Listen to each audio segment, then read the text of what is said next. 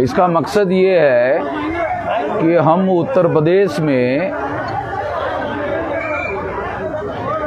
परिवर्तन चाहते हैं और परिवर्तन के लिए सारे उत्तर प्रदेश में 18 मंडलों में रैलियां कर रहे हैं।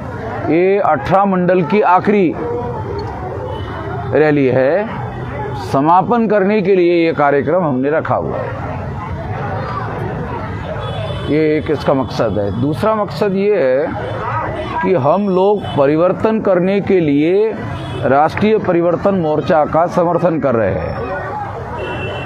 बहुजन क्रांति मोर्चा, बहुजन भारत मुक्ति मोर्चा ये सामाजिक संगठन है, मगर हम लोग परिवर्तन चाहते हैं। परिवर्तन के लिए हम लोग इस चीज़ का समर्थन कर रहे हैं कि ये सरकार उत्तर प्रदेश की ये चुनाव में ये जानी चाहिए और 2024 में नरेंद्र मोदी भी दिल्ली से जाना चाहिए। इसके लिए हम काम कर रहे हैं। निशान जी, जिस प्रकार से आपने कहा कि ये सामाजिक संगठन है, लेकिन चुनाव में परिवर्तन करने के लिए दल की आवश्यकता होती है। आप अपने लोगों को किस दल के प्रति मतदान करने के लिए कहेंगे? राष्ट्रीय परिवर्तन मोर्चा जब लखनऊ में बना तो 18 दल के लोग जो है वो हमारे पास आए कि आपके नेतृत्व में हम लोग इकट्ठा होकर के लड़ना चाहते हैं। तो हमने कहा कि हम तो किसी राजनीतिक दल के सदस्य नहीं हैं। कहा कि इसके बावजूद भी हम आपके नेतृत्व में लड़ना चाहते हैं। तो हमने एक संवैधानिक रास्ता निकाला कि ठीक है, हम राजनीति नहीं करेंगे, राजनीति में हस्तक्षेप करने का काम करेंगे। तो राजनीतिक हस्तक्षेप के लिए हमने हस्तक्षेप करने के हद तक इस बात का नेतृत्व स्वीकार किया। अभी छोटे, मध्यम और राज्य स्तर के 41 दल इकट्ठा हो गए सारे यूपी में और मिलकर जो है राष्ट्रीय परिवर्तन मोर्चा बना। ये राष्ट्रीय परिवर्तन मोर्चा सारे देश भर में भी काम करेगा, सामाजिक क्षेत्र में भी करेगा और राजनीतिक क्षेत्र में भी करेगा। राजनीतिक क्षेत्र में हम लोग हस्तक्षेप करने का काम करेंगे, किसी राजनीतिक दल का सदस्य बने बगैर। निशान जी, जिस प्रकार से हम व्यवस्था परिवर्तन की बात करें हैं, यहाँ पर जातिगत परिवर्तन की बात करें। देखो, दो चीज़ें अहम हैं। जब तक वैचारिक परिवर्तन नहीं होगा और जाति में तोड़े गए लोगों को जोड़ा नहीं जाएगा, तो एक तो ये जाति में तोड़े गए लोग हैं, जाति के आधार पर तोड़े गए लोग हैं, तो तोड़े हुए लोगों को जोड़ने का एक अभियान है। 6247 जाति के टुकड़े हैं। इसमें से अभी 4000 के लगभग जाति के कार्यकर्ता शेड्यूल कास्ट के, मोस्ट बैकवर्ड शेड्यूल कास्ट के और एक्सट्रीम बैकवर्ड शेड्यूल कास्ट के, शेड्यूल ट्राइब के, नॉमिडिक ट्राइब के, एमबीसी के, ओबीसी के, मुस्लिम, सिख, ईसाई, बुद्धिस्ट, जैन, लिंगायत, ये सारे लोग हमारे साथ काम कर रहे हैं। इतने सारे लोगों को हम लोगों ने जोड़ा, क्योंकि जोड़ने से ही तो परिवर्तन आएगा। तो समाज में वैचारिक परिवर्तन से जोड़ना होगा, जोड़ने से शक्ति निर्माण होगी, शक्ति से बदलाव आएगा। अब ये लाइट जल रहा है, शक्ति की वजह जल रहा है ना, तो ये शक्ति पैदा करनी होगी। उत्तर प्रदेश के अंदर बहन कुमारी मायावती बहुजन मूवमेंट को चलाने की बात कर रही हैं। क्या भारत इतिहास का विषय है?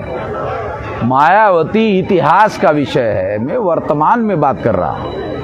आप मानते हैं कि इस समय वर्तमान में बहुजन मुक्ति मोर्चा जो है मायावती जी के साथ नहीं है और वो दलित मूवमेंट को नहीं चला रही है? ये जो लोग आए हैं, इसमें एक एक आदमी को पूछो कि कल किसको वोट दिया था, तो कहा कि बीएसपी को दिया था। तो यहाँ अब हमारे साथ आ रहे हैं।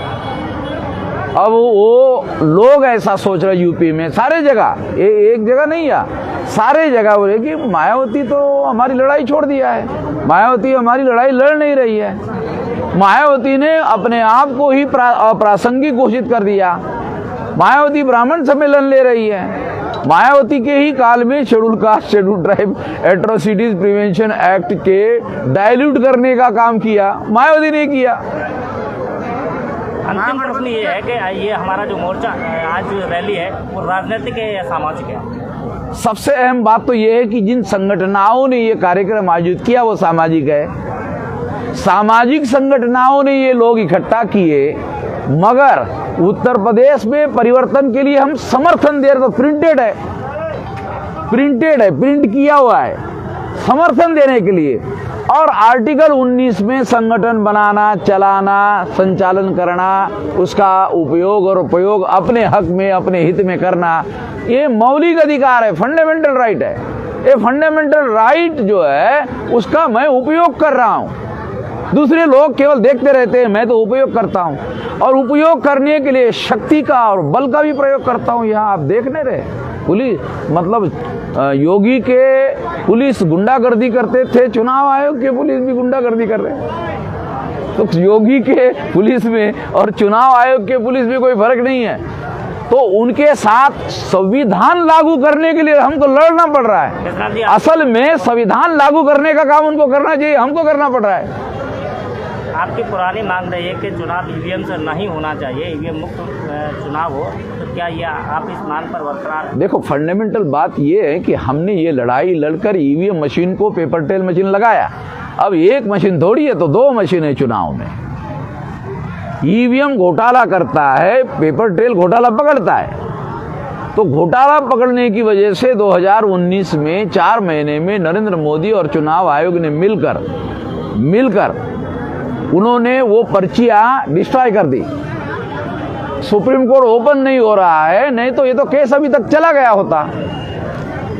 नरेंद्र मोदी का बहुमत बेईमानी से हासिल किया बहुमत है, और नरेंद्र मोदी प्रधानमंत्री है, प्रधानमंत्री शक्तिशाली होते हैं।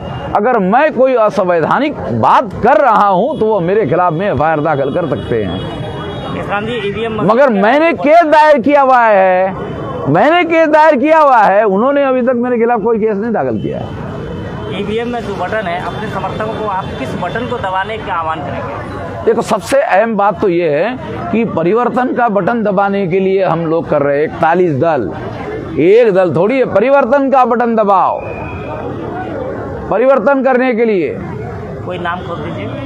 परिवर्तन का राष्ट्रीय परिवर्तन मोर्चा, इस बैनर पर चुनाव होगा, और इस बैनर पर लड़ने वाले जितने भी लोग हैं वो राष्ट्रीय परिवर्तन मोर्चा के होंगे। इसलिए कह रहा हूं, ये राष्ट्रीय परिवर्तन मोर्चा राजनीति में भी काम करेगा, समाज में भी काम करेगा। परिवर्तन हमारा लक्ष्य है।